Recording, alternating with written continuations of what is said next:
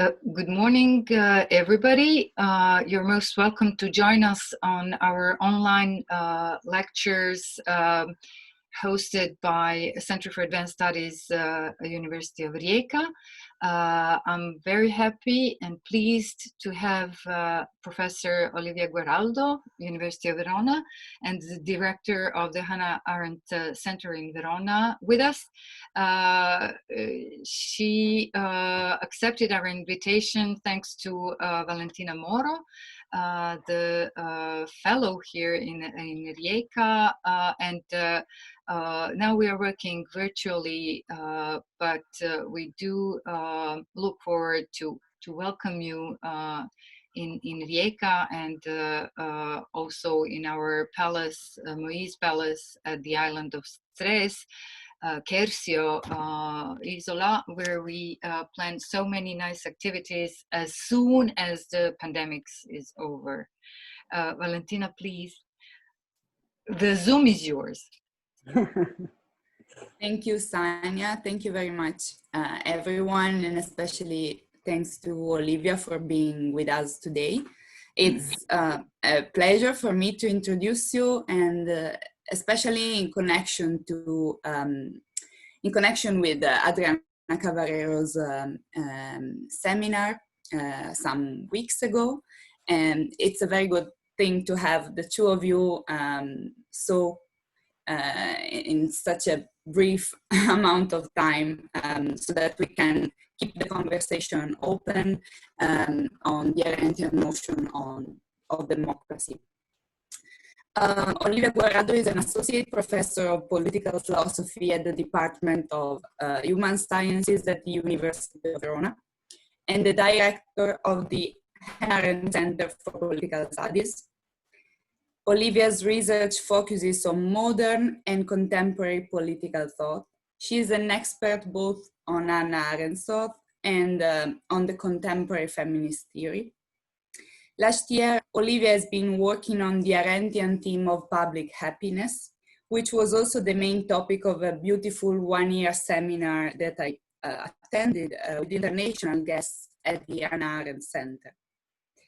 Today, the seminar will focus on Arendt's imaginative reception of the Athenian democracy that Olivia tackled in an essay that is now in press and that will be published in the Brill Companion to the Reception of the Athenian Democracy.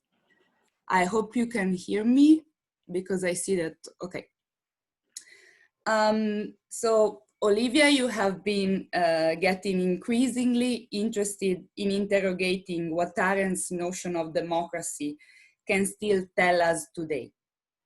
Not as majority rule, but more as isonomia.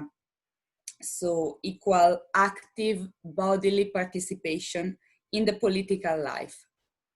Democracy, or better isonomia, for Arendt is not a system of government, but something that pertains to the human originally, if I get it correct. What makes life meaningful? So please just tell us something more about your grasp on this aspect.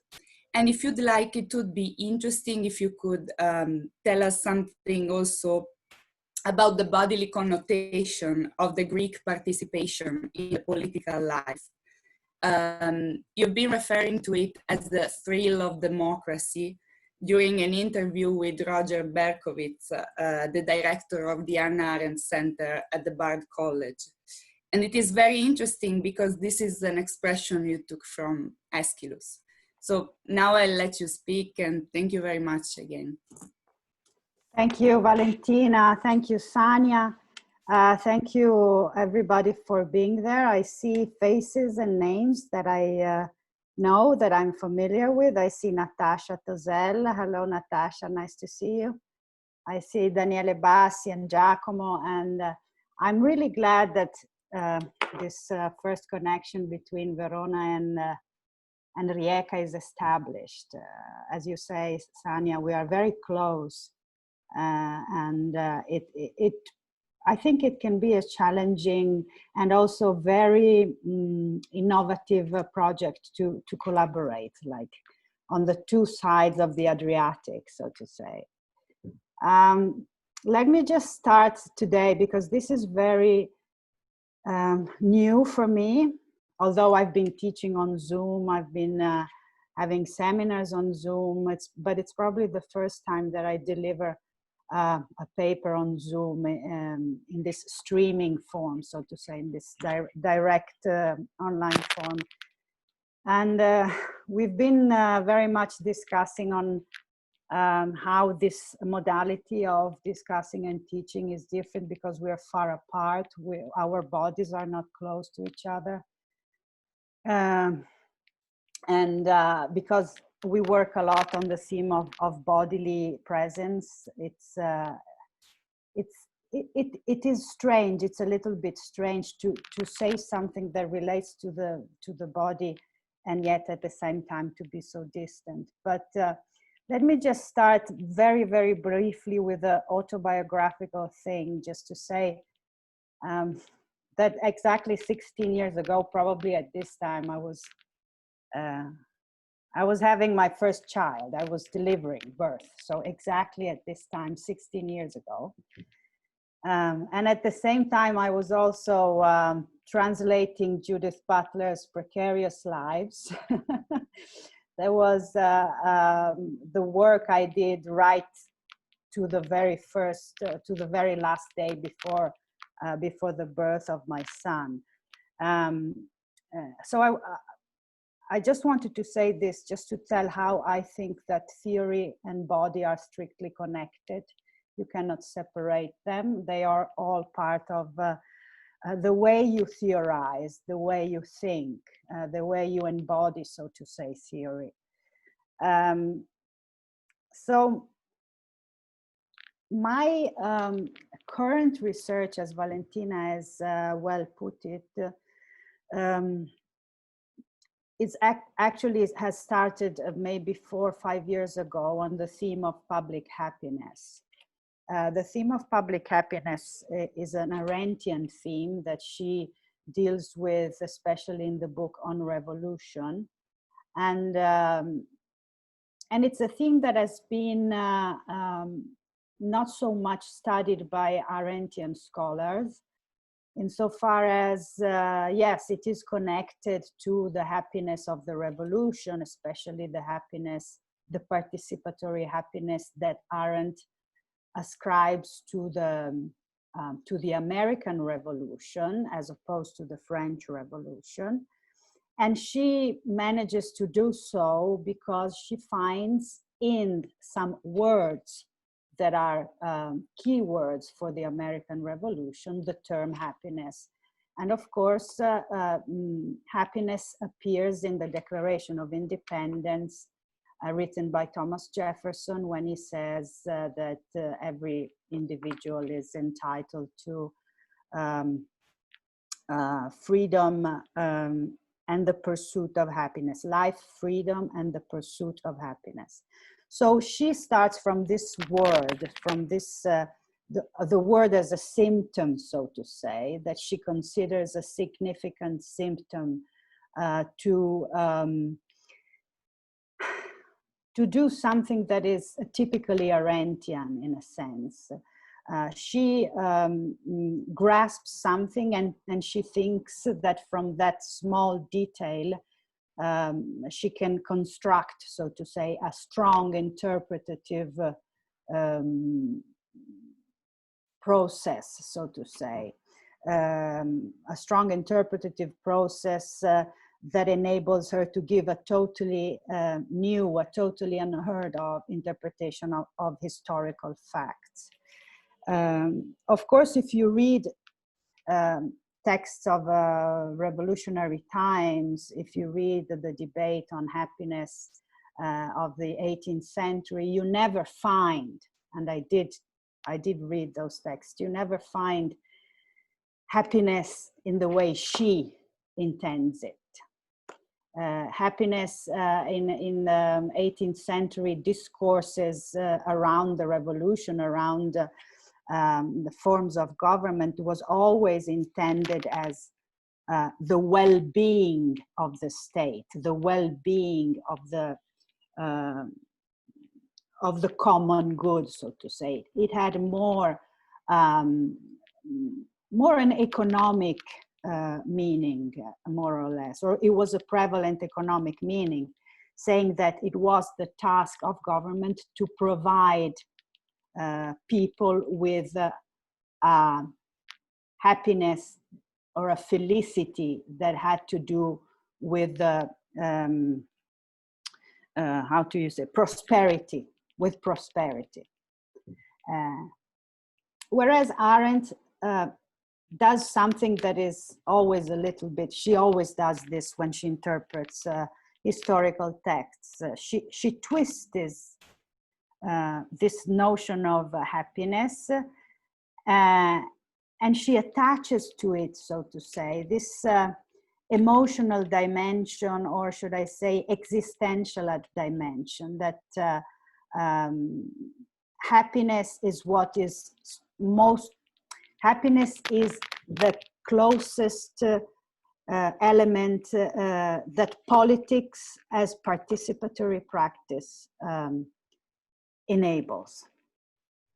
So following this path, so to say, I tried to work on this theme of happiness and the more general theme of how can we talk of democracy in terms of something that relates or pertains to the human, something that pertains to positive generative state of mind or emotions, if you like.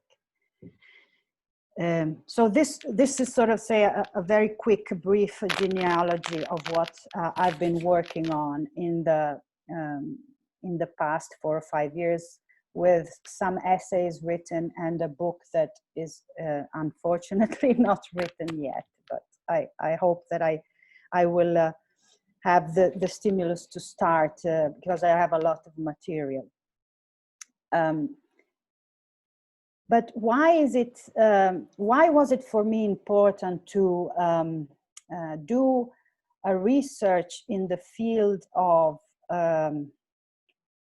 politics and generativity, so to say, or politics and positivity? Because I am, but I also was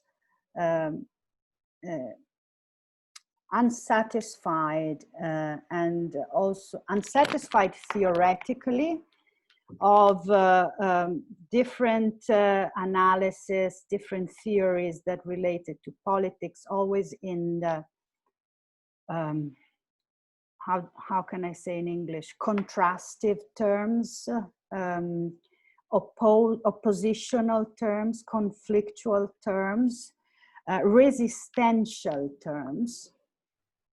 And I was and I still am feeling there is a lack of a generative vocabulary that tells politics.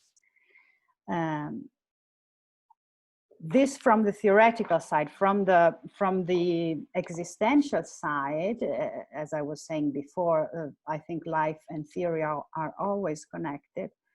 From the existential side, I also felt that there was this sort of negative or negativist frame into which we are all thrown, at least in the West, in the Europe, place where I live, Italy and Europe. A negative frame into which we are all thrown, which, so to say, colonizes our imagination, colonizes our way of also of living politics. This can be seen in many instances with hate, rage that has been dominant in Italian politics, for example, but in the general populist tendency of politics in Europe. and in the United States. So I had, and I still have this feeling that we're all sort of hypnotized, caught in a frame that sort of makes it very difficult, if not impossible, to see politics in a generative terms, or even to see politics as a possibility of revolution, whereas revolution does not necessarily mean the violent overthrow of power. So these are all the reasons why I embarked in this research. And at the same time, if I have to be again a little bit autobiographical and try to connect theory with experience or theory with life, and this is more or less, I hope I can make it clear, but this is more or less the wager of my research project. At the same time, there are and there have been political participatory experiences that happened in the last 10 years that express public happiness. The need for me to start this research on public happiness actually started from a large demonstration that took place in Italy in 2011, when all the women in Italian, basically Italian population all over Italy, there were big demonstrations against the Berlusconi government, 2011. I took part in those demonstrations. I also gave a speech once in one of these demonstrations, and I realized how much generativity, how much positivity there is in participatory moments, but they sort of surface at some point and then they go down again, no? As a sort of karsic movement. They come up and then they go down. Because and this is an Arendtian point, a point that Arendt talks about in On Revolution, the participatory experiences, or if you like, politics as isonomia, democracy, politics as isonomia, they don't have a tradition. They are a tradition, sorry, how does she say, the heritage without a testament, she calls it. So to make it very, very simple, the tradition has been thinking politics in terms of rule, command, domination, and this tradition has been hegemonic, and this tradition hinders, so to say, other ways of the political to be named. It prevents, it sort of suffocates, I should say. It hinders politics to be said otherwise. So we are still stuck into a way of looking at politics as domination, as rule, as government. And because we have this very hegemonic tradition, a very strong tradition, we have also theoretical and imaginative difficulties in saying politics differently, in saying politics as isonomia. Now, if you've read the paper, you might know what I mean with isonomia. But at the same time, this politics as isonomia emerges periodically, unexpectedly. And when it emerges, and this is, of course, I realize a very strong, maybe could be defined as essentialist element, but when it emerges, we recognize it as something that is familiar. we recognize is that something that pertains to us as humans. And why do we recognize it? Because we experience happiness, pleasure in that kind of politics. So my idea would be that this happiness, or because one of the things I forgot to tell you, but one of the things that is important in Arendt's very imaginative reconstruction of this history of happiness, of freedom as happiness, or politics as happiness, she many times recurs to the words that political actors use when they recount their experience. So these words, again, are symptoms, so to say, of something that is maybe not theoretically argued, but experientially lived. So the words are the way in which the actors, so to say, represent, we could also say, represent this positivity, this generativity, or that which sort of speaks to them as something familiar. And what is interesting in that is that if you have access to memoirs or letters, or nowadays videos or interviews to people that participate in the assembly, let's use this word, and in the sense that also Judith Butler uses.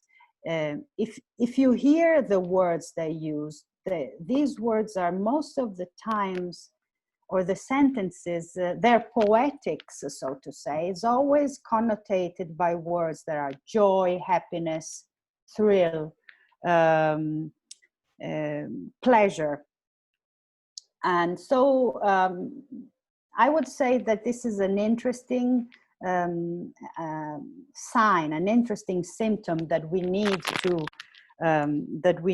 to pay attention to in order, as I said before, to have a different reading of politics.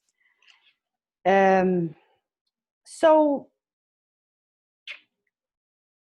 Arendt, as I said, does a very free interpretation of 1800 discourses on happiness.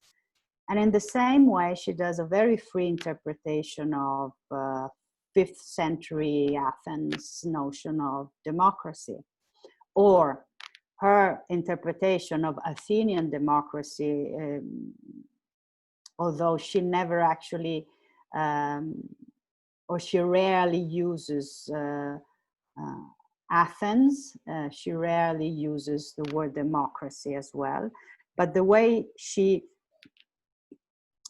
reads what she calls the Greek city-state, that's how she uses that's how she names the Greek political experience in the human condition, has the same freedom. This is why my essay was entitled Arendt's Imaginative Reception of Athenian Democracy.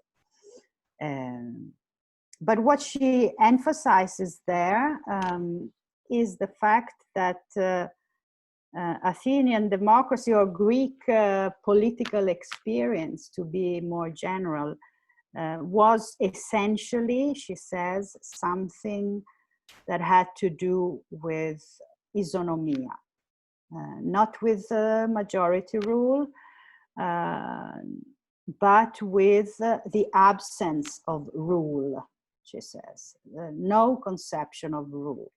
Rule, according to her, was something that was later introduced in Athenian politics by the philosophical intervention. So the idea of rule as order was something that belonged not to the original political experience in Greece, which she refers to as a pre-philosophical experience. Okay. Now, again, as she did with the Declaration of Independence, where she takes the word happiness from the text that Thomas Jefferson had written and constructs her theory of public happiness.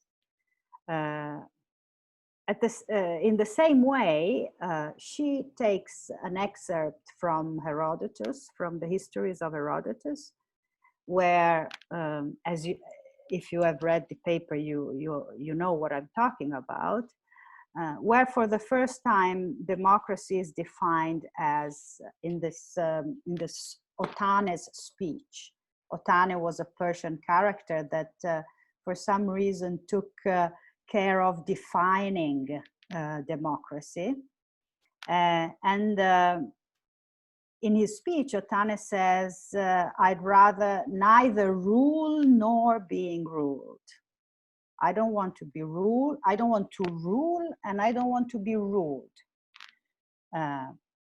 So the best form of government, according to Otane, is isonomia, which is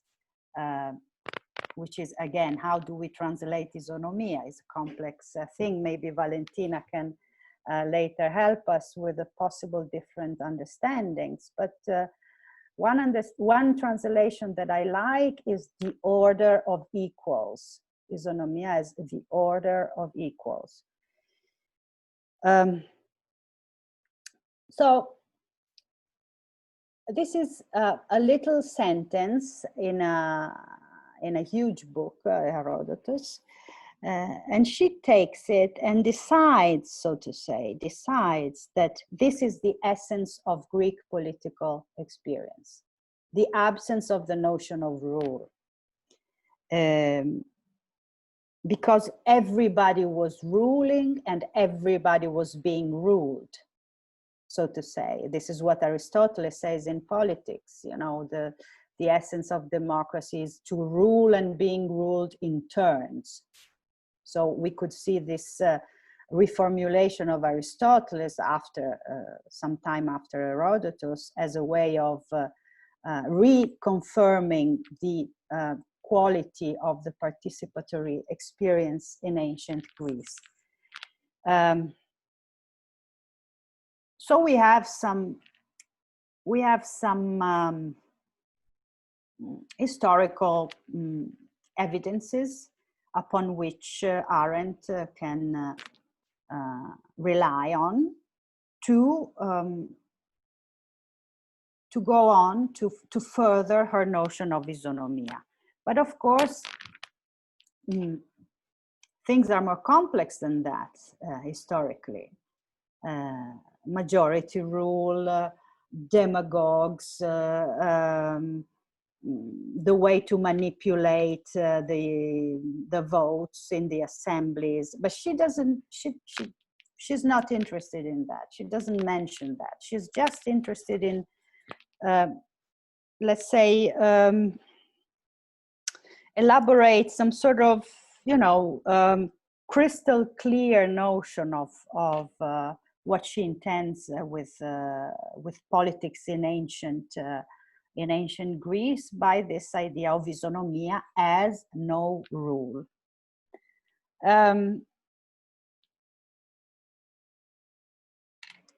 It is difficult. It is difficult to grasp isonomia, not historically, but theoretically, I think. Because isonomia, just as Otane says in his speech, cannot be defined by utilitarian notions. There's no utility in isonomia. If you need to govern, if you have to govern, of course, domination is much more efficient. Command and obedience are much more efficient. So there is a problem there. There is a definitory problem in a way. And we can infer there is a definitory problem already in the Otane speech, because Otane says, isonomia is the fairest names of all. It doesn't say anything else. It's just the most beautiful name. Isonomia, the order of equals. So there is a sort of aesthetic judgment of this absence of rule. There is no utilitarian judgment in favor of isonomia. Of course, the main argument is also that what is opposed to isonomia is tyranny. And tyranny is always oppressive, no matter how good, how just, and how wise the tyrant is. Tyranny is always an abuse of power. So isonomia is, of course, opposed to tyranny, but isonomia in itself has no utilitarian function. It is just the order of equals. It is just an institution of equality, an institution of freedom and equality in a limited space.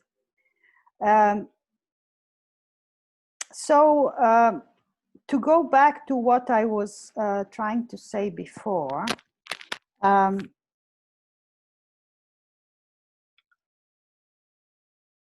it is as if we cannot justify in terms of function, in terms of means and ends, isonomia.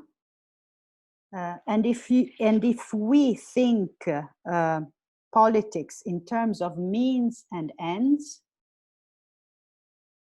we do not see isonomia. We do not perceive it. It's invisible.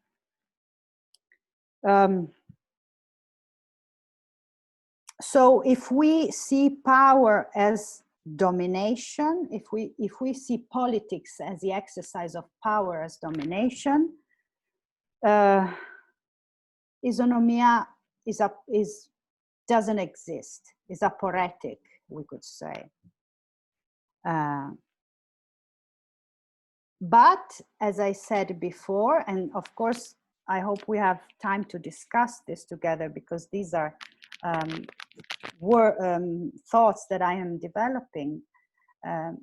But at the same time, it is the fairest name of all. It is something that pertains to a different quality. Can we call it aesthetic quality? Can we call it existential, as I said before, you know, this notion of happiness, joy, freedom. So it is of a different order. It is as if this is something that I'm trying to think through. It is as if we cannot think about it theoretically, but we can experience it practically. And so this would also explain why there's no tradition of isonomia or of politics as participatory, free action.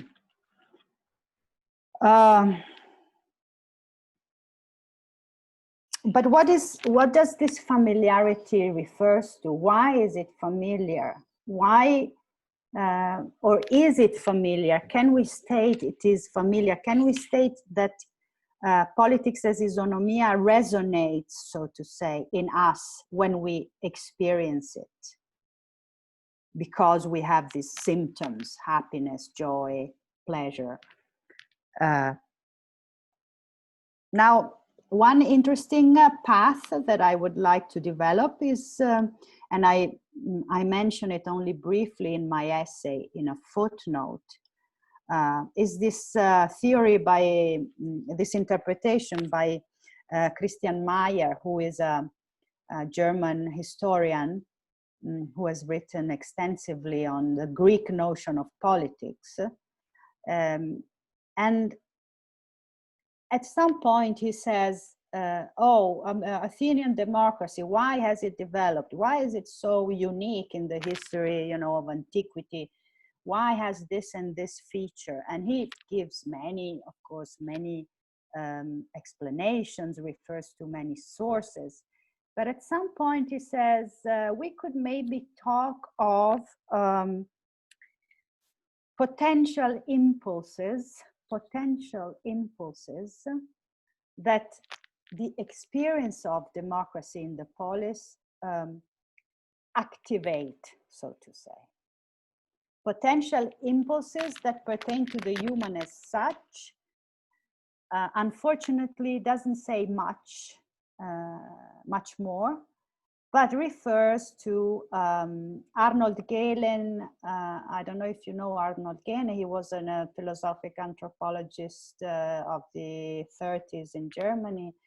And he wrote this huge book called Man, His Nature and His Place in the World. I think it's in English. And Meyer quotes Gehlen saying, oh, Arnold Gehlen would say that, would talk of residual instincts. Christian Meyer says, I'm talking about potential impulses. Arnold Gehlen would talk of residual instincts. As if I imagine, I understand, as if democracy would, democracy in the way it was institutionalized and shaped by the Greek polis, as a way of,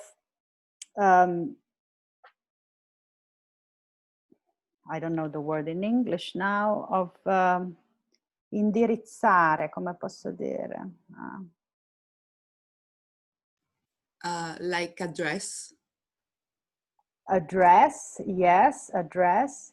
As a way to address some potential impulses, okay, that are already there in the human as such, but can remain silent or not activated. Whereas for some complex, contingent, historical reason, in Athens, in the polis, through isonomia, these potential impulses found their way of becoming actual, not only potential. As if there were Ciao, sono Siri. Sorry.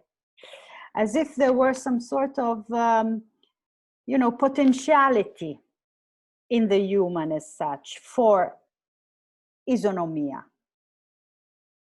Now, I understand this is a very complex argument, but this is something I would like to develop, and this is something that relates again to democracy, or let's say isonomia, as something that pertains to the human, something that pertains to the human as such.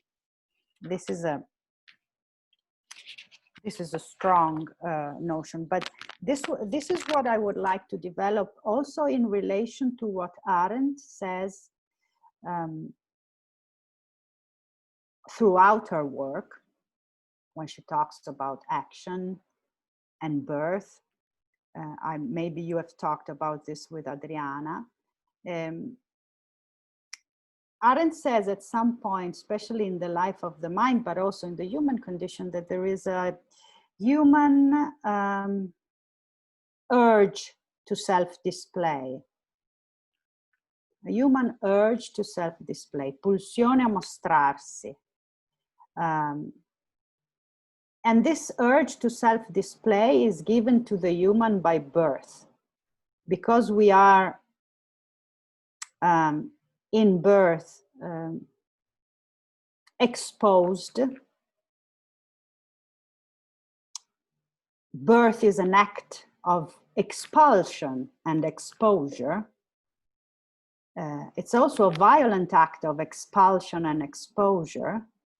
The human as such is the naked exposed, or the exposed naked in its originary state. But it is as if birth would consign to the human being an urge that he or she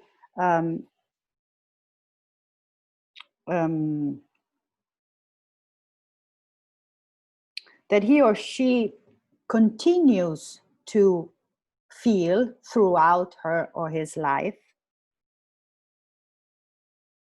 as a sort of active reaction to the passive act of being exposed, she says. Birth is a passive act of being exposed, but it sort of consegna to the human this sort of destiny of a need to self-display, calls it, or an urge to self-display. As if we are always in need of reacting that initial act, but in that initial act of exposure. But while birth was a forced act of exposure, in life we assumed it voluntarily, so to say, and not voluntarily in terms of a conscience, of a awareness, but as an urge. So this urge to self-display is what gives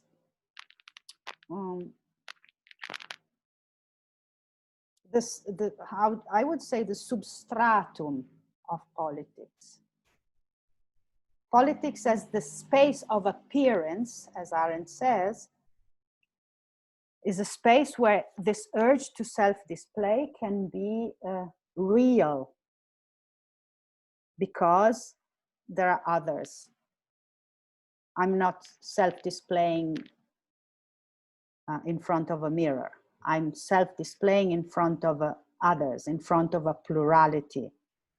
And so this connection between the self and the plurality is, I would say, the virtuous element of politics. And in this sense, I think politics pertains to the human in an originary sense.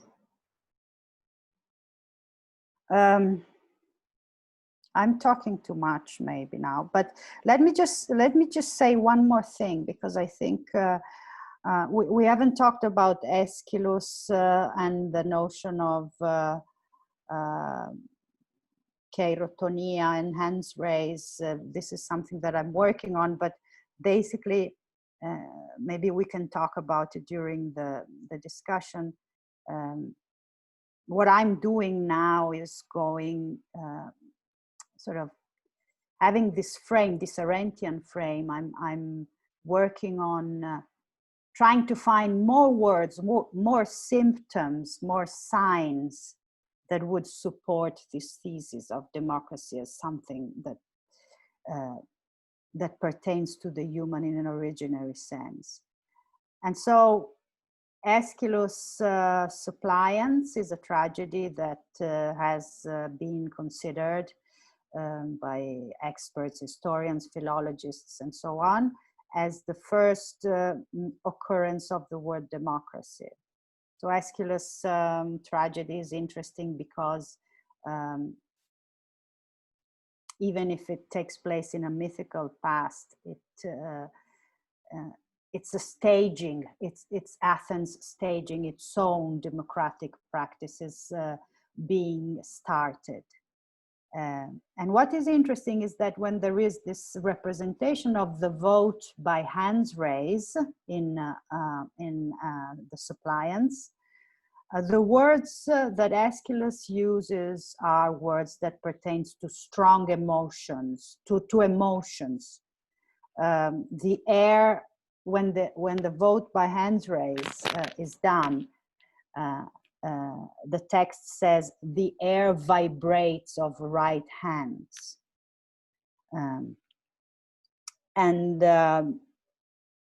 When Pelasgus recounts of this scene that he has seen personally, he also says, oh, by seeing this scene, I rejuvenate, I become young again. As if that scene of vote, that scene of consensus is a scene of strong emotion, of a sort of originary scene where the agreement, the vote, the experience of deciding together is at its origin. It's not a procedure.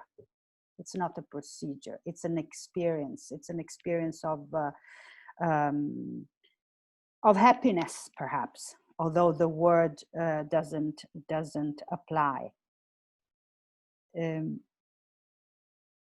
So what happens in this assembly that votes, and what happens in all assemblies that vote or that participate?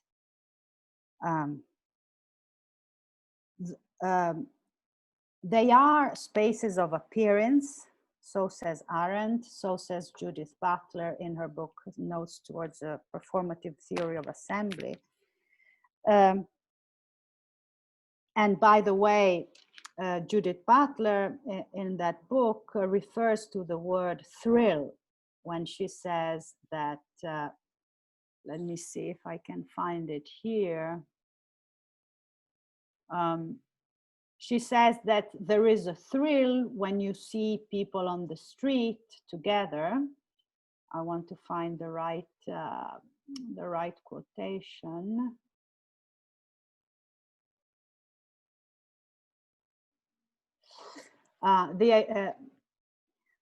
Maybe I can share the screen so you can see it.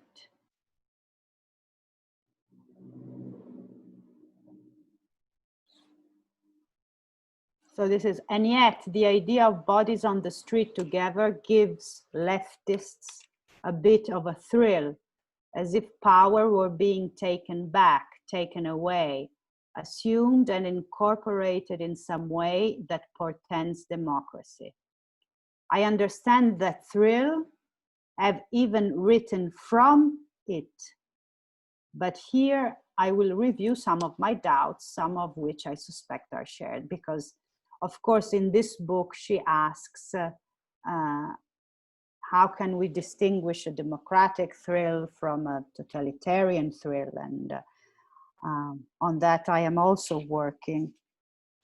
And I think that the democratic thrill, well, I won't say that now because I want to finish what I wanted to say before. So there is a thrill when bodies gather together in a space, in a public space.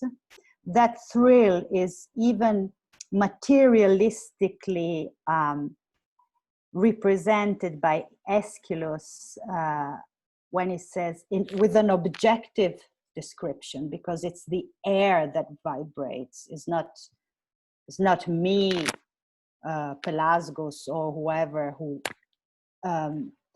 suffers an emotion. It's something objective. There is a sort of a alteration of the environment. The air vibrates. So I was thinking about this, and and here I will conclude. I try to make this last reasonment or argument with you. When bodies gather together in a public space, when there is an assembly of some sort, this assembly, not only, as Judith Butler says, is something that makes visible that which is invisible, or better said, the assembly does this. makes appear that which is invisible, but not only in terms of invisible subjects. It's not only that Black Lives Matter going into the street make visible the invisibility of African-American condition, African-American suffering of police violence, African-American oppression in the United States. It is not just making visible the invisible oppression or invisible oppressed subjects. Space of appearance is also a space where we appear and make appear something that did not exist before.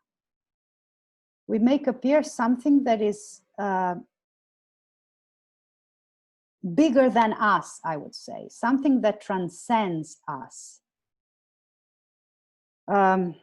And it is interesting that, again, Arendt, in order to talk about political action, talks in terms of the miracle, uses a sort of supernatural language to speak of that.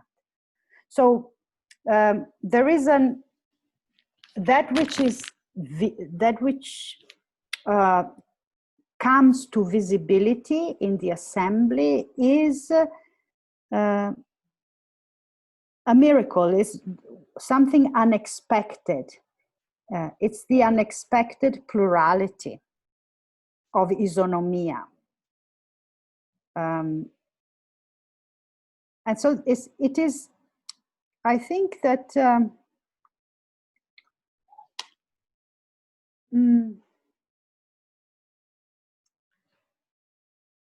we have to, or at least I am convinced that we need to forge a different language, different words, different, as I said before, different frames in order to understand politics as isonomia, politics, democratic, as I said, in its originary sense,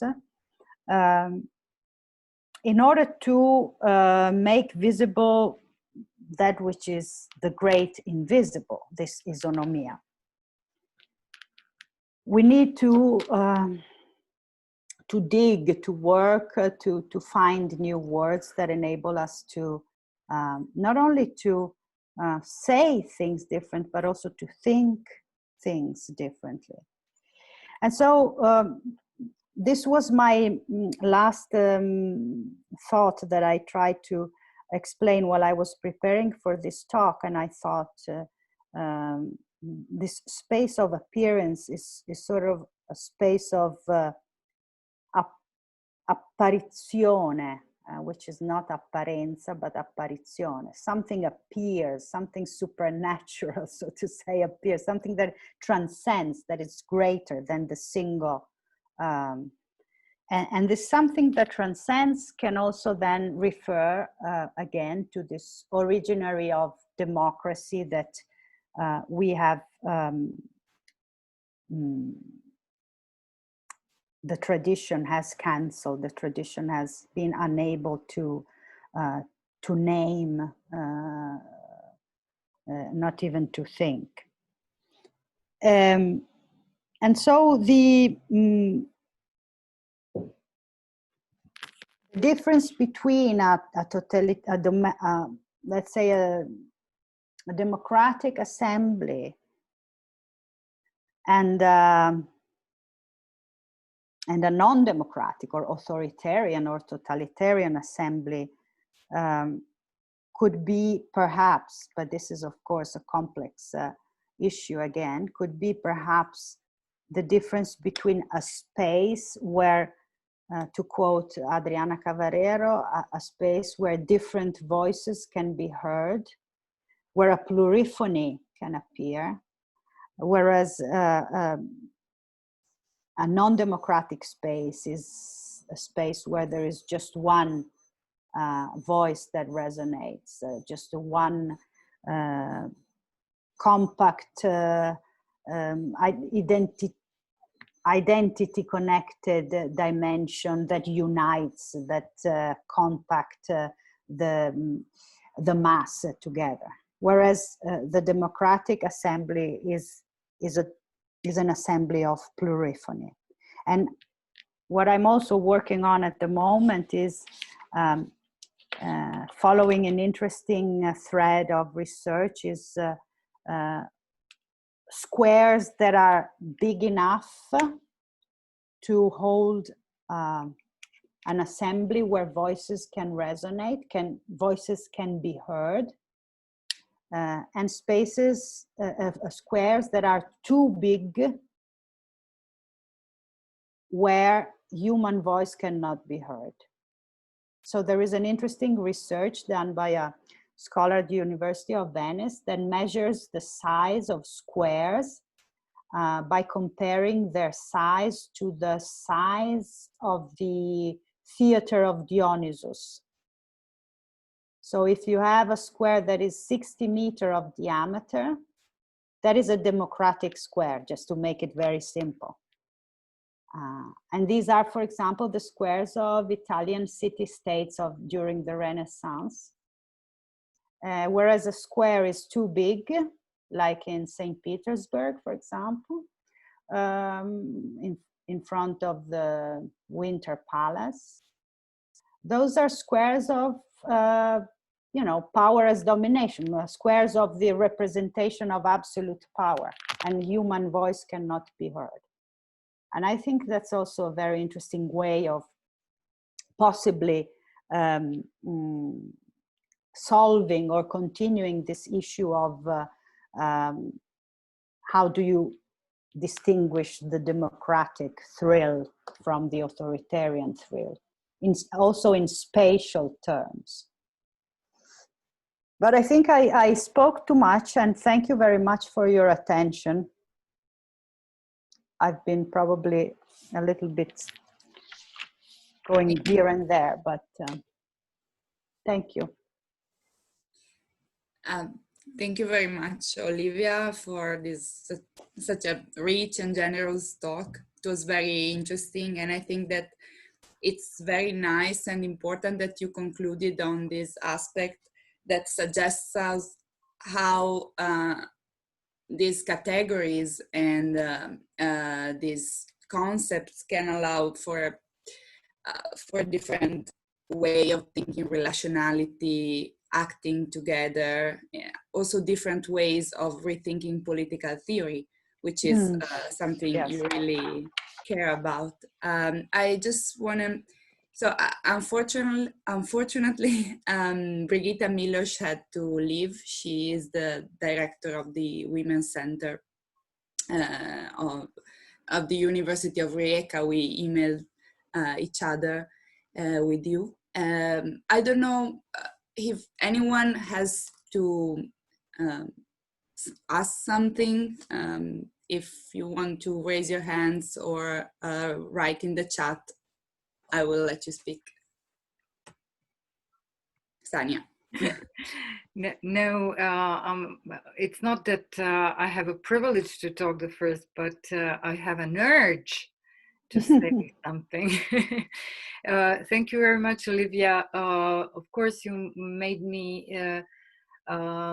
thinking about a lot of things related to isonomia, like isegoria, like isokratia, all those related terms with more specificity on what we are addressing.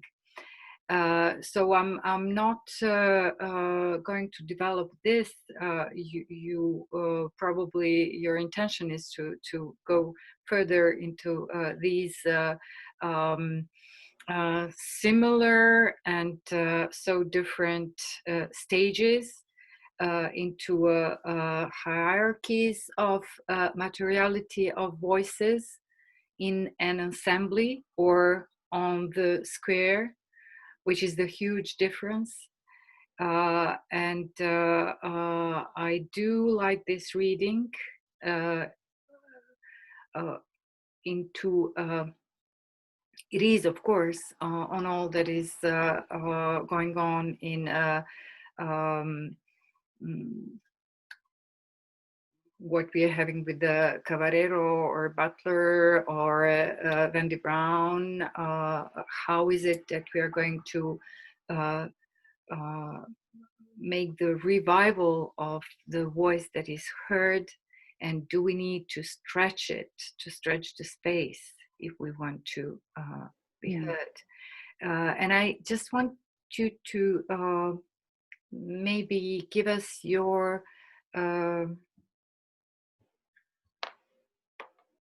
insight on the democracy or isonomia in pandemics like we've had. I mean, it's not that pandemics happen only to us. It happened to Greeks as well. That's what we know. That's why we have it. Where is it? Where is this possibility of ruling, of demos, when we are struck by some natural or biological disaster, when we are in fear for our, I'm not referring to Agamben, bare life. It's like not only zone politikon that we are, but really this aspect of biological. Because what I like in what you're doing, you're putting it up together. This materiality of demos, you put it in voice, you put it in the resonance, and so we are there. We are again in a bios, but how to make it more democratic. And not through this traditional way that we've had through Aristotle's understanding of zone politikon and etc., etc. So the shift that we have in feminism, actually going through that materiality, we want it not only through cerebral way of developing democracy, but through affective and more sensational. You spoke about thrill. We have that cathartic tradition of what has been done in democracy, but I see we have a lot of things in common, and we can develop it further in maybe a series of lectures or workshops on these concepts. But let's start with the Well, thank you very much for this question, Sania, because of course this time of the pandemic has been for me a turmoil of thoughts, you know, just thinking so many things, thinking through so many things in this domestic but also virtual space. So have to take care of the kids and at the same time do a lecture, and then but it was really a turmoil of thoughts, as some of my PhD students know, because we've been talking a lot, we've been sharing you know, text interpretations and this and that. And at some point I thought this will change everything in terms of philosophy, because it is, again, as you said, the biological in its most material form, and as a matter of fact, the lungs, not only the lungs, but the little holes in the lungs. I don't know the word in English, alveoli polmonari. Yeah, it's a Latin, yeah, it is. Yeah, like so, cells. yeah. So at the beginning, at the very beginning, I know because my husband works in the hospital, and at the very beginning, the only cure was oxygen in this alveoli pulmonari. There was no other cure. And how can you make theory or try to apply a previous theories to a situation where you have this kind of emergency, this kind of bodily emergency that speaks to you? I have written a piece, and I will give it to you. You can read Italian, Sanya. Yes, yes. It's a piece on one of those blogs that one intervenes. But I actually spoke about this materiality of the alveoli pulmonari. If I think that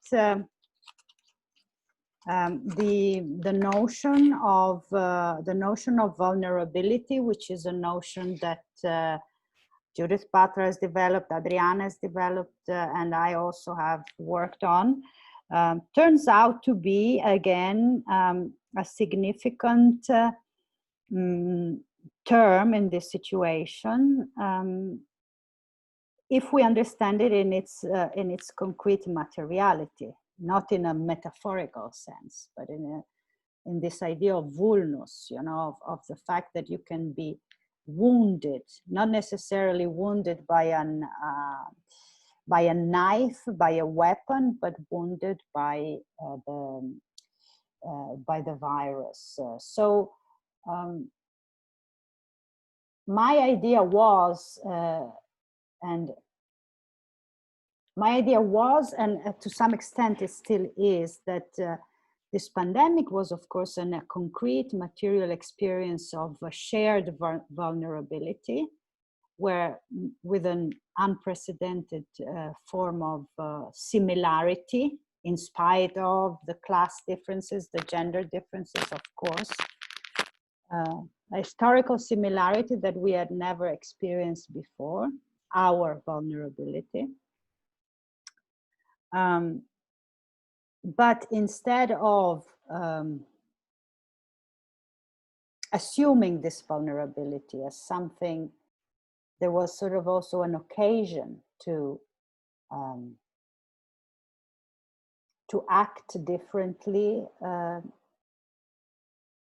at the global level. Instead of doing that, the public discourse was mainly familiar with the frames of war, enemy, interpreted the pandemic in terms of a war.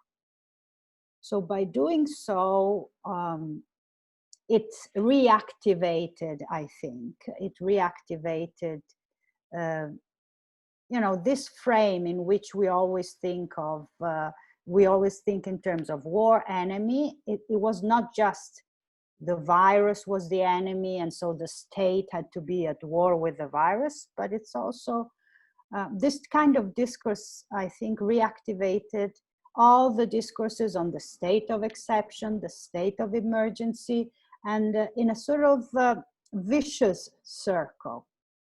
So there was not, I think there was failed the occasion to interpret, to read this pandemic in terms of shared vulnerability, which, as Adriana says, but also as Judith Butler says, this, if you understand the vulnerability, a shared vulnerability in an ontological sense, then you should also be able to think in non-violent terms, only if you presuppose a shared vulnerability. This is Butler's wager, more or less, in at least in Precarious Lives. But so I think we missed, not we, but mostly missed that occasion to think in terms of vulnerability and in terms of care for that vulnerability. We missed that occasion. Not all. There have been different discourses. For example, Bonnie Honig wrote a nice piece on the balconies, serenades. some other, especially women philosophers also in Italy, wrote in those terms. And I also think that we are still in time to reverse, so to say, this the way discourse has developed during the pandemic. And there was one more thing I wanted to say in relation to this vulnerability, but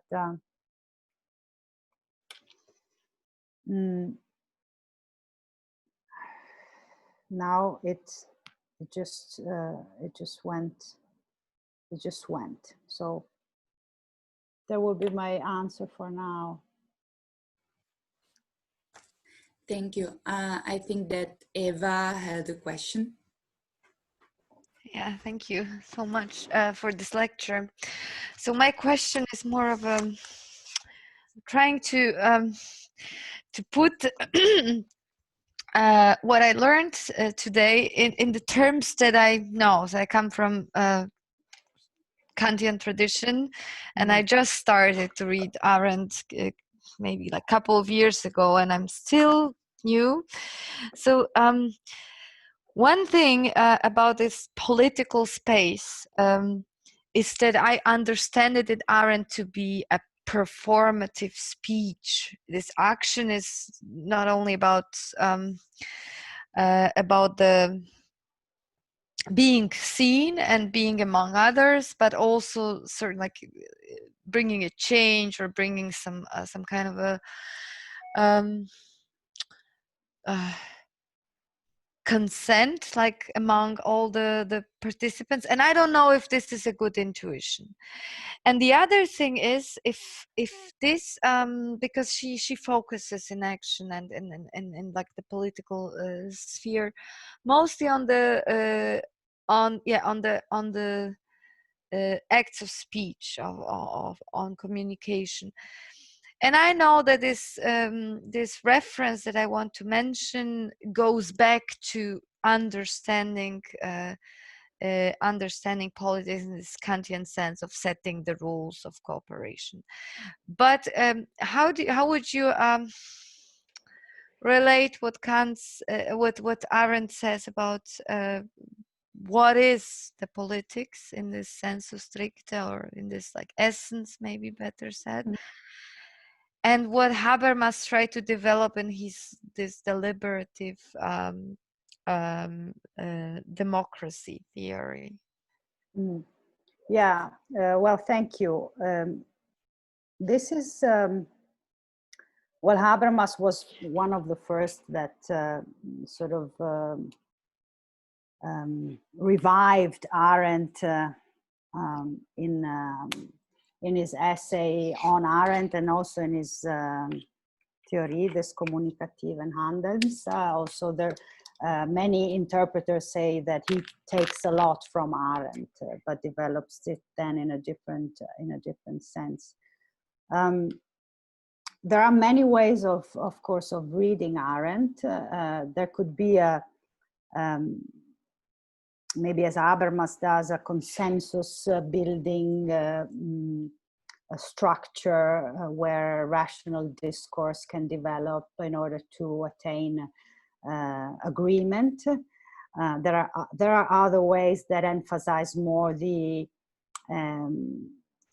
so to say, this agonal aspect of discussion without necessarily the reaching a consensus at the end.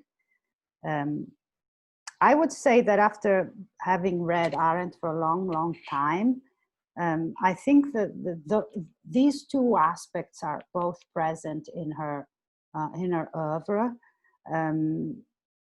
And I think what is mostly prevalent in Arendt's discourse, if I would have to make a general statement, is that she is, on one hand, very keen on emphasizing politics as this existential dimension, where you make sense of life, basically participating, and politics is an end in itself. And this goes against the modern tradition. So politics is not a means to an end.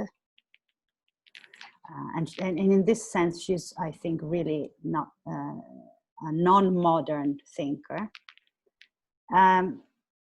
But on the other hand, and also her emphasis on the Greek polis is that politics is a limited space. Politics is not everything. Freedom and equality are two features of the political space, understood as isonomia, as I said. But they are possible only in that shared and limited space, which the walls of the polis were representing eminently, so to say.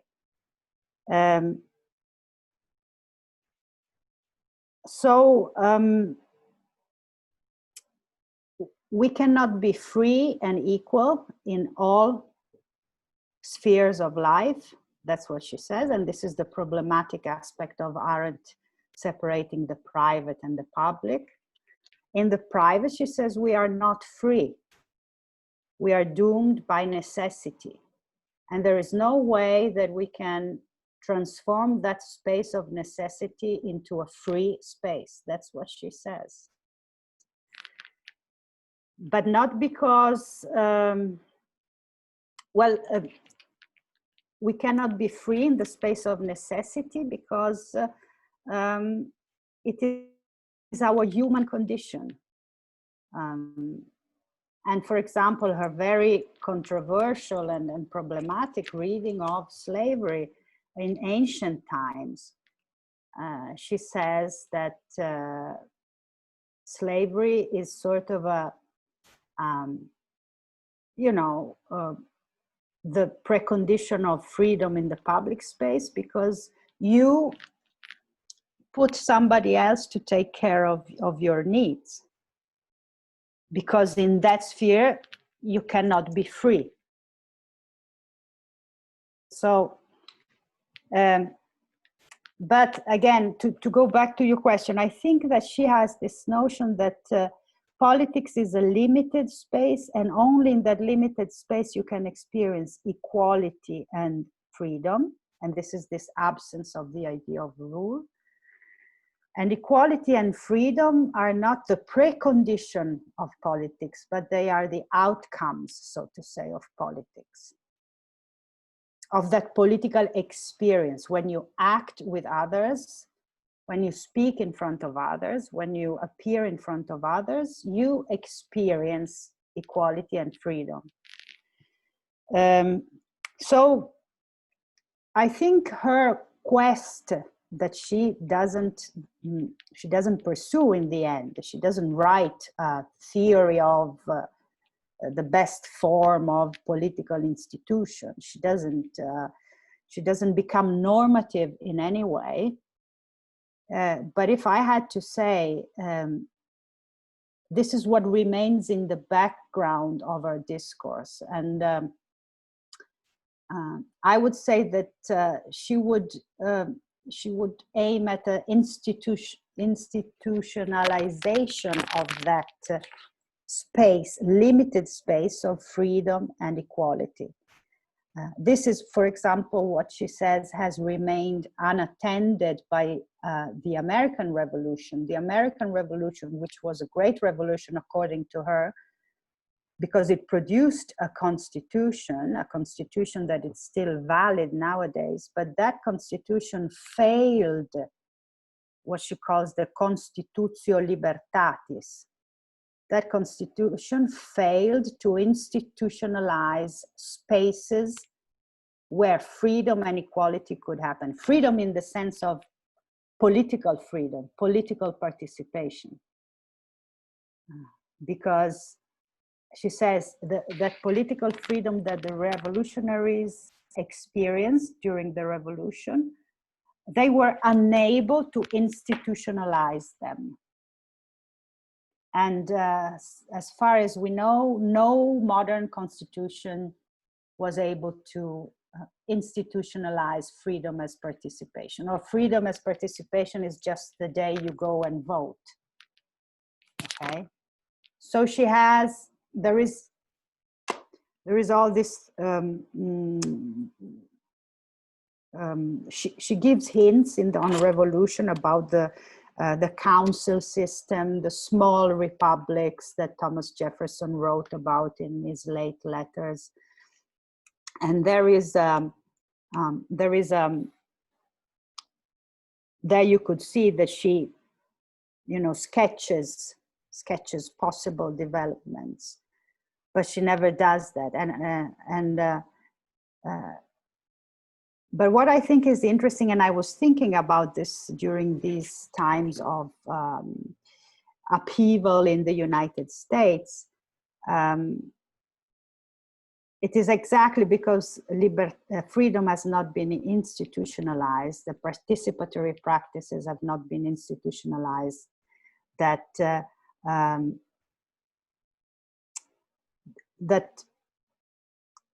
participation comes mainly as rage and as, which is of course very, very legitimate in my opinion. But there fails to be a constituent moment.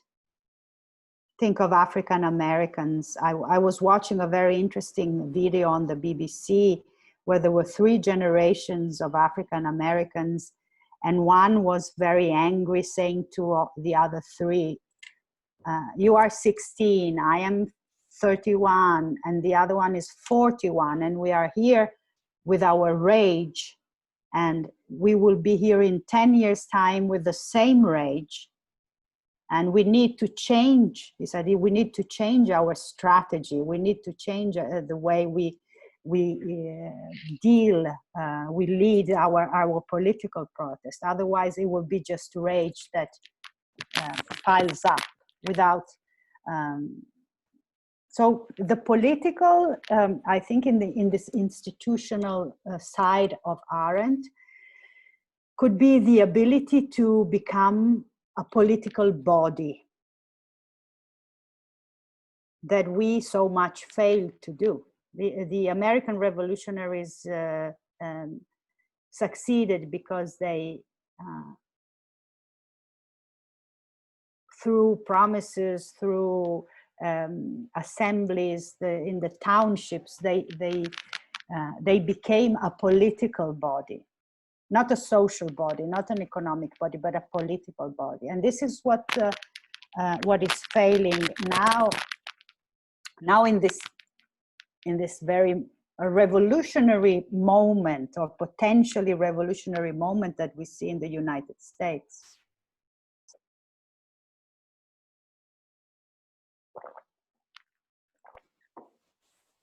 Thank you. Does anyone have a question? If I can just have a follow-up. Yeah. Yeah. Just very briefly, a follow-up to what you said. So what I wanted to actually more stress when I was referring to Habermas was how I can also make sense of this plurality as an added value, because I think what is like most attractive in Hannah Arendt, that she so early on started to talk about plurality as something good. And of course then Habermas turns to building laws, and that like it has to end up in consensus. But what was actually, I think, very much in this spirit was the focus on this pre-political sphere within a society where there is this deliberation happening, where everybody should have a voice and should be able to express it. And then there was this whole polemic with John Rawls, that John Rawls would say, no, in in the public sphere there is no space for religious language, and Habermas said no, but then we are excluding those people and we are putting too much of an epistemic burden. So I just wanted to kind of give my like which direction I was seeing the parallel, because I think what Arendt gives us is actually a completely new quality. Mm-hmm. Yeah, but this is somehow similar. And maybe it's because Habermas just took it from her. You say somehow similar, Habermas and Arendt. Yeah. Yeah, definitely. I think so too. The plurality, I think that plurality is something good. I think you are, you're right. And she never says that it's something good, but she says that it's there. It's something that needs to be recognized. I always think of plurality in terms of the distinction of each, this element of distinctiveness that each human being represents, a unique human being. But of course, also plurality, the word plural means many. So it's not just the distinctiveness, but it's the distinctiveness in their togetherness.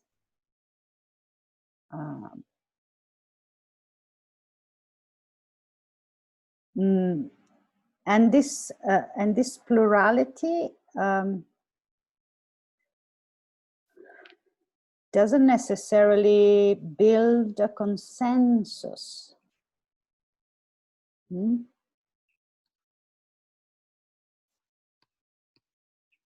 But at the same time, and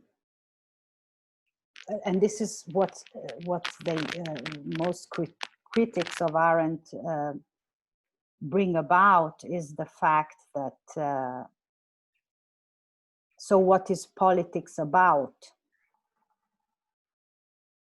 Is politics just the way of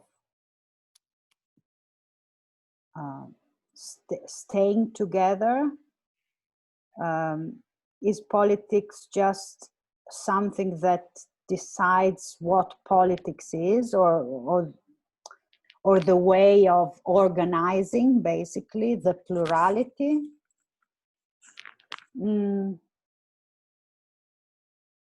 So this is an open question, and you can interpret it, I think, in many ways. You can interpret it as Adriana does, in a more ontological sense, of the fact there is a each distinct human being appears to each other, and that is a political dimension. Or you can interpret it more as a plural ways of seeing the world.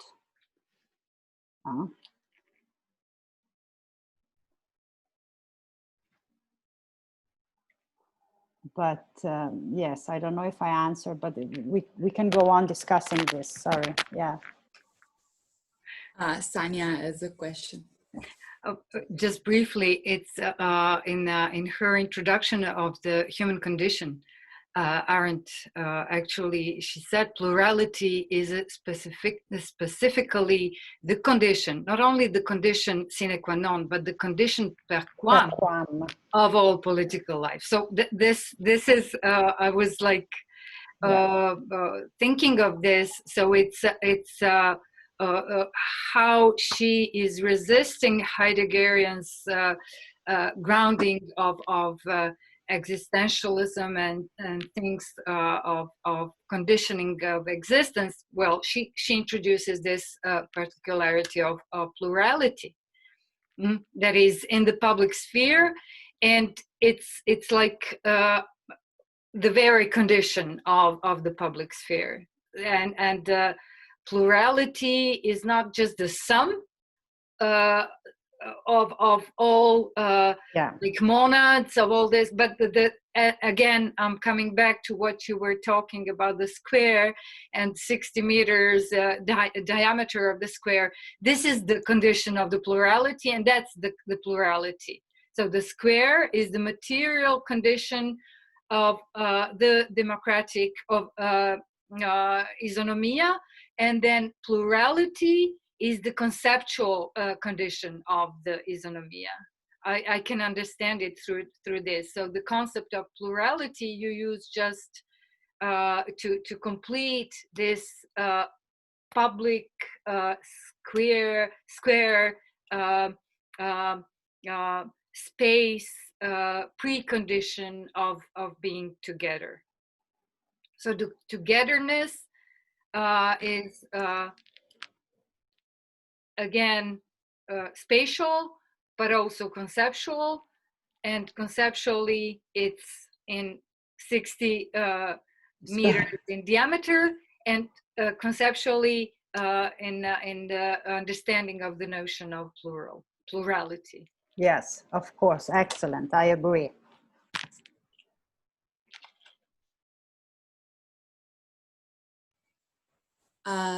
Xenia has a question.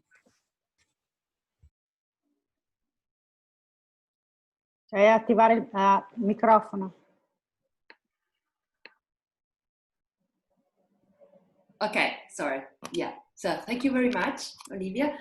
I have actually two, one is a question and another one is just sort of comment. So you said that Otane used to say, I don't want to rule and I don't want to be ruled. And this seems to me that may create a correlation between the concept of isonomia, so the order of equals, and the concept of anarchia.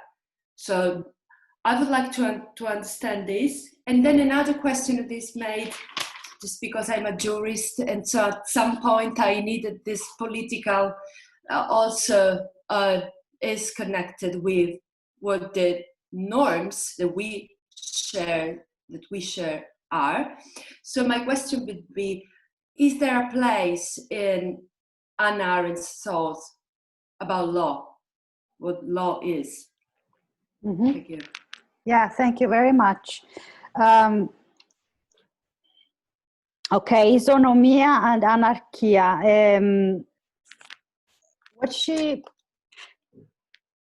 What this Otane's speech reflects upon is the difference between the order of equals and tyranny, namely the power of one person and the absolute power of one person. And what is interesting in the human condition, when Arendt speaks, she says that for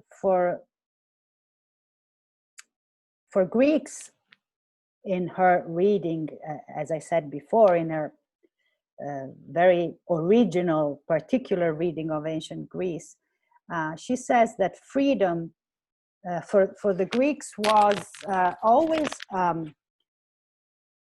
an experience that could be done among their peers. So it was an experience in that space of the democracy, of the assembly. And freedom could never be experienced alone. And as a matter of fact, the tyrant is not free. He is powerful, very strong, very, yes, powerful, but is not free because he doesn't have any peers with which to share this freedom. So the idea of isonomia, I think, is the idea that you experience freedom through a group of peers with whom you start something new, with whom you act. It's not just that nobody rules. It's not that everybody does what they want, but they rule together, so to say. But rule is the wrong word. They act together and they decide together. And so that they participate, so to say. They have an equal share in power. That's another way she puts it. At the same time, I must say that Arendt is very appreciated by anarchist thinkers. Yes, very much appreciated. But anarchist thinkers that reflect on small communities, on self-governed small communities. And with Daniele, we also discussed an interesting link between Arendt and this Buchkin. I don't know if you ever heard of him. He's what's his first name, Daniele? I cannot remember. Murray Buchkin, whom is an interesting link between anarchist theories developed in the United States and what they are now trying to do politically in Rojava, in the Kurdish. Yeah, that's also a very interesting field of research. Yeah. And there are communities also in northern Italy in relation to the so-called no-TAV movement, which are basically following the idea of Buchkin, but also, I don't know exactly if they are following Hannah Arendt, but they are pretty much connected with the Rojava experience. Yeah.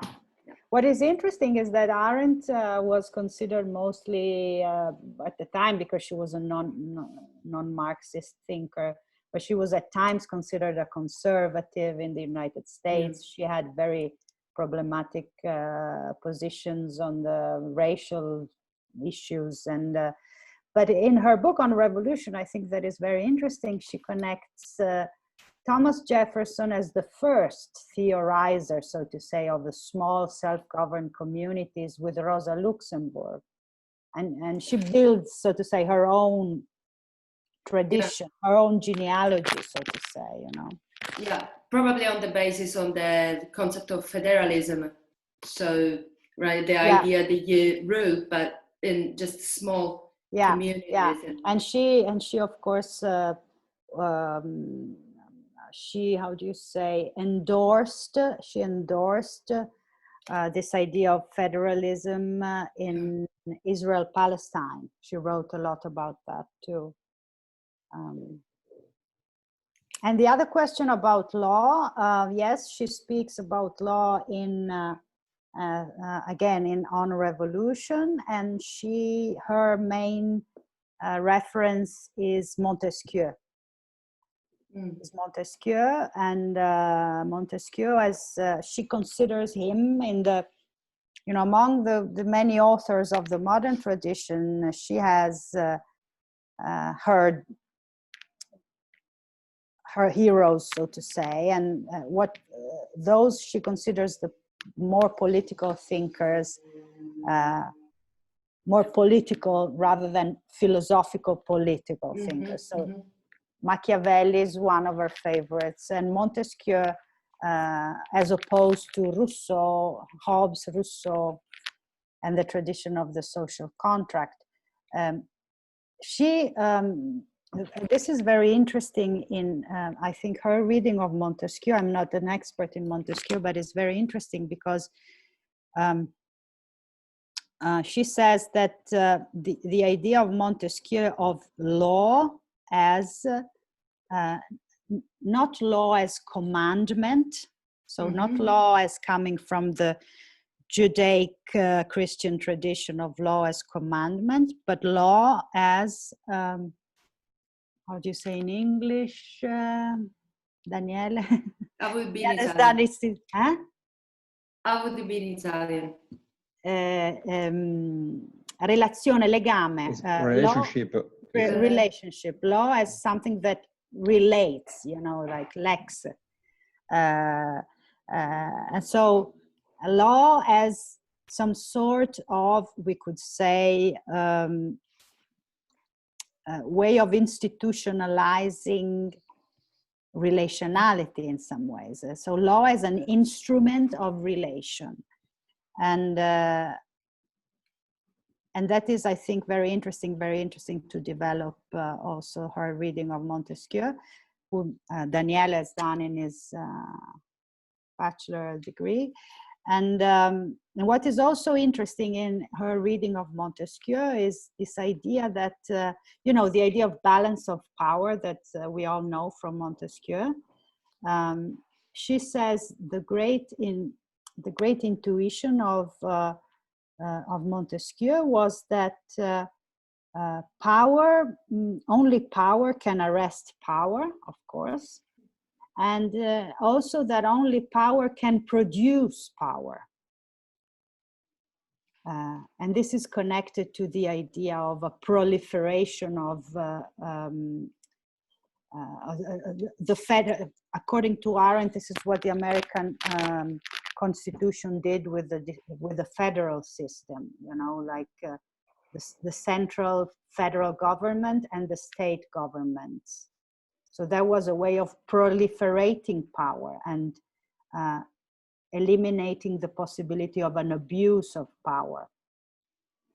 So that is also, I think, very interesting, because she thinks that Montesquieu is one of those thinkers that thinks power in a way that is similar to what she has in mind. Now, power not as a restrictive, oppressive force, but power as a productive force.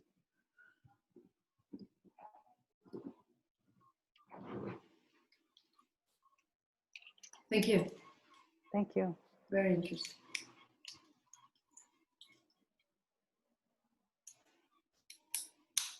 I don't know if anyone else has question, or if you, Sania, think that... I just think that we need to continue.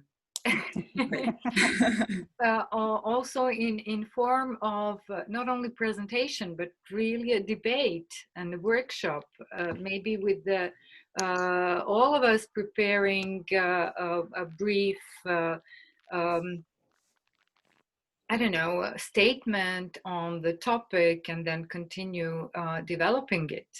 Because what we are doing in Rijeka in different also traditions of thinking, Marco Luca, Marco Luca just defended his PhD thesis also on crucial things of inclusiveness in democracy and ways how we function. And Marco Luca is coming from the analytical tradition, but still with an ear to the topic. This is what makes us also link together. And I suppose that Eva also has another background which brings us together. So I'm very happy to share this seminar with you, Olivia. And as for the autumn or any further plans, and thanks to Valentina, we can really think about working on. Yeah. Do you think it will still have to be online, or that we could have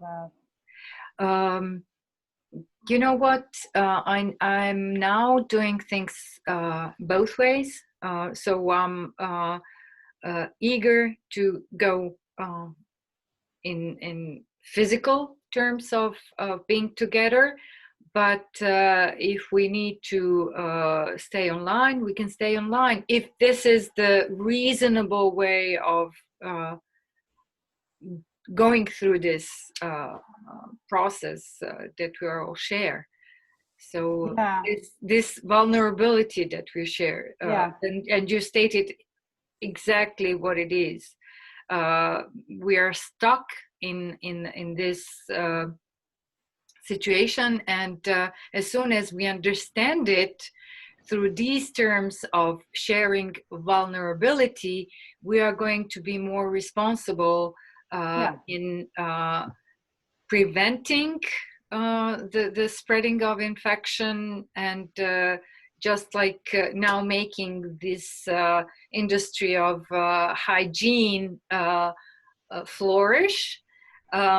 We somehow forgot the soap and the water and the basics of the hygiene, not only alcohol and things that make the industry Yeah, earning yeah. more money. Yeah. But the responsibility, the basic responsibility, can make a possibility, very possibility of Yeah. physical contact again. Absolutely. You know what I was, one of the first thought that struck me when it all started was exactly how does a philosopher or a thinker or somebody that for a job works with discourses and thoughts, how,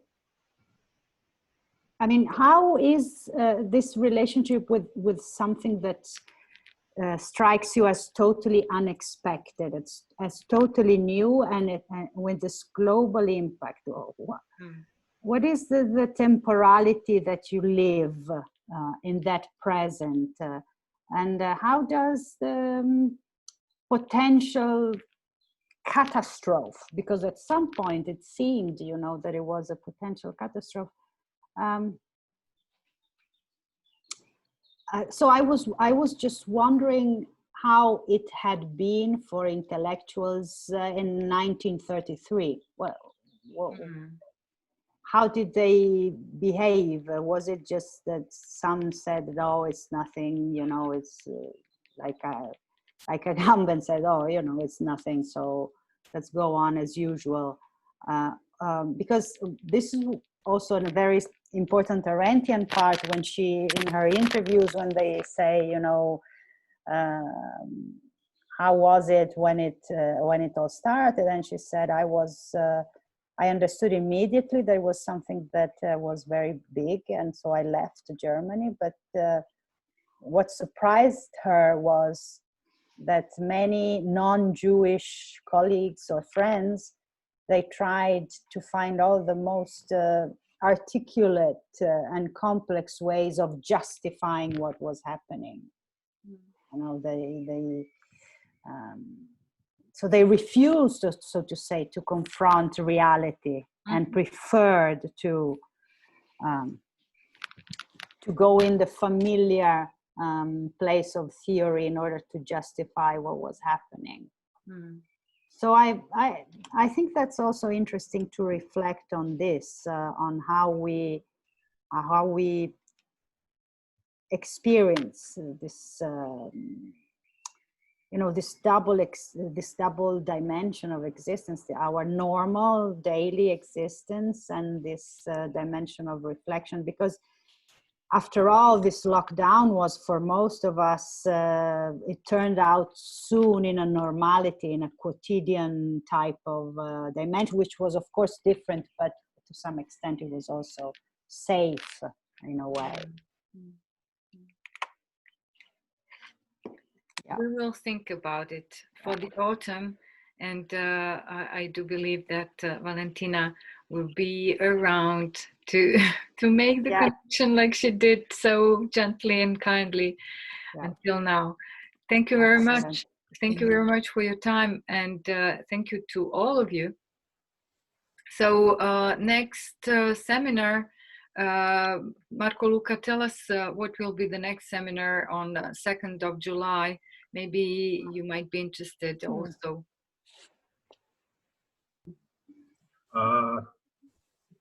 First of all, thank you very much for the great seminar. I can't hear you very well. It was extremely interesting speaking, and I really look forward to continuing these discussions, and hopefully in the physical as well in the fall. With regards to the next Thursday, the seminar is not at 10 a.m. but at 2 p.m. Because of the time. Because of the time zone things, because we have a guest from America, who is Glenn Vale, who is essentially involved with a group and foundation organization of people who are determined to find new ways of developing mechanisms for the public deliberation, management of common goods, and new types of voting which can reflect the voting preferences better and so forth. The foundation is called Radical Exchange. They have a lot of relation, for instance, with Taiwan, which is a very interesting case when it comes to this pandemic, in the sense that it's extremely successful in containing the pandemic, while at the same time not being even recognized by World Health Organization. What is this last thing that you said, this organization? They're called Radical Exchange. Oh yeah, Radical Exchange, which is in contact with, did you say? Taiwan. Oh, with Taiwan, okay, Taiwan, yeah. The country that was really successful with regards to pandemic, while not being recognized by World Health Organization. Yeah, as it's not in UN, yeah. Yeah, and the China relationships. Yeah, oh, interesting. So it's going to be really interesting, and I would, of course, love to see you there. But then you also record the... yes. Yeah, okay, good. It's already published on the web page. Thea did it already. So thanks again to Thank all you. of you, and see you very soon online, or preferably in vivo. Yeah. Thank you, Sania. Thank you, Valentina. Thank you all for participating. Thank you, and goodbye. Thank you. Bye-bye. Bye.